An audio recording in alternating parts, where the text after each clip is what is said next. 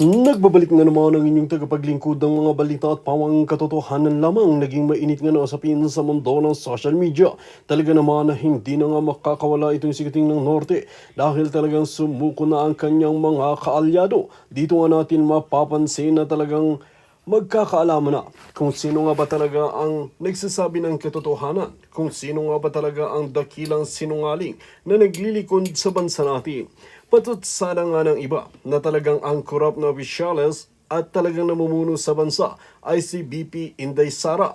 Dito nga natin mapapatunayan na talagang pinagkakaisaan na nga nila ang mga opisyales ng bansa natin. Ngunit kung titignan at pag-aaralan natin, ayon nga sa mga testigo na ito, na sumuko ay talagang ituturo nga na sikuting ng Norte ang gumagawa ng mga kabalbalan sa bansa natin. Dito natin mapapansin na talagang sumuko na nga sila sa otoridad, kaya naman inaabangan ng lahat kung ano ang mga ebidensya na ibinigay ng mga kasabwat ni Kuting ng Norte sa mga kabalbalan na ginagawa sa bansa natin. Well mga kaibigan, para nga sa karagdagang impormasyon, panoorin nga natin ang buong video. At kung bago ka pa lamang sa aking channel, huwag kalimutan i-click ang subscribe button